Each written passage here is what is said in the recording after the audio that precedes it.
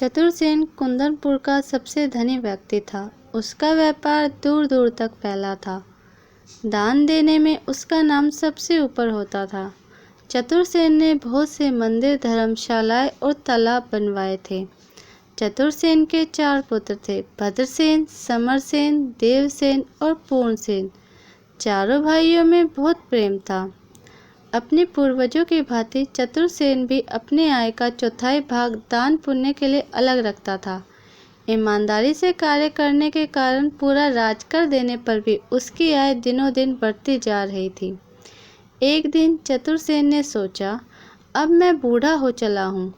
मेरी मृत्यु के बाद मेरे पुत्र संपत्ति को बांट लेंगे, परंतु दान के लिए जो 1/4 संपत्ति अलग रखी जाती है वह नहीं बंटनी चाहिए। उसे दान कार्यों में लगाने के लिए कौन से पुत्र को दूं? वह निश्चय न कर पाया कि कौन सा पुत्र ऐसा है जो उस संपत्ति को अपने कार्यों में न लगाकर लोक कल्याण, लोगों की भलाई के काम में लगाएगा। आखिरकार उसने अपने पुत्र की परीक्षा लेने की सोची। चारों को अपने पास बुलाकर कहा, मेरे पास बहुत धन है, उसे मैं तुम्हें देना चाहता हूँ। तुम इसे बराबर बराबर बांट लेना, परंतु दान की राशि तुम में से उसी को दूंगा जो उसे परोपकार के कार्यों में खर्च करेगा। कुछ क्षण चुप रहकर सेठ ने पुनः कहा, अब तुम नगर में घूमो, कुछ दान करके आओ। जिसका दान सबसे श्रेष्ठ होगा उसे ही मैं यह दान की राशि सौंपूंगा। पिता की आज्ञा मान सभी राजकुमार अलग अलग दिशाओं में निकल पड़े। उनमें से जिसका नाम भद्रसेन था, पूर्व दिशा की ओर चला गया। दोपहर तक इधर उधर घूमता रहा। घर से चलते समय उसने दान के लिए सोने के 100 सिक्के लिए थे। वह किसी ऐसे व्यक्ति की तलाश में था जिसे सच में पैसों की बहुत ज़्यादा आवश्यकता हो। तभी उसकी नज़र एक व्यक्ति पर पड़ी जिसके सर पर लकड़ियों का गट्ठर रखा हुआ था। व्यक्ति को देखते ही भद्रसेन ने पूछा, भाई, इस आयु में तुम इतना कठोर परिश्रम क्यों कर रहे हो? ऐसी क्या आवश्यकता है जिसके लिए तुम्हें इतना कठिन परिश्रम करना पड़ रहा है? व्यक्ति ने उत्तर दिया, मेरी 2 बहनें हैं जिनका विवाह करना है। विवाह के लिए बहुत सारे पैसों की आवश्यकता होती है, इसके लिए मुझे यह कठिन परिश्रम करना पड़ता है। भद्रसेन ने अपनी जेब से सिक्के निकाले और उस व्यक्ति को थमा दिए। बोला, लो, धूमधाम से अपनी बहन का विवाह करो। इतने पैसे पाकर व्यक्ति बहुत प्रसन्न हुआ। वह भद्रसेन का धन्यवाद देने लगा और वहां से उन सभी पैसों को लेकर खुशी खुशी अपने घर चला गया। दूसरा पुत्र समरसेन पश्चिम दिशा में गया था।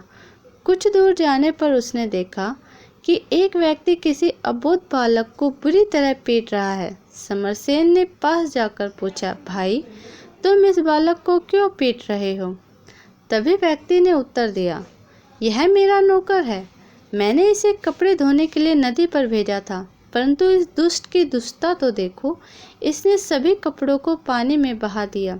रोते हुए बालक ने बोला, मैंने कपड़े जानबूझकर नहीं बहाए, हवा के तेज झोंके की वजह से वह कपड़े नदी में जा गिरे। समरसेन ने अपने रेशमी वस्त्र उतार कर उस व्यक्ति को दे दिए और बोला, इस बालक को मत मारो, ये कपड़े ले लो, यह कपड़े तुम्हारे कपड़े से अधिक ज़्यादा मूल्यवान हैं। व्यक्ति खुश हो गया और उसने उस बालक को छोड़ दिया। तीसरा पुत्र देवसेन उत्तर दिशा में गया था। कुछ दूर जाकर उसने देखा मंदिर के बाहर लोग हवन कर रहे हैं।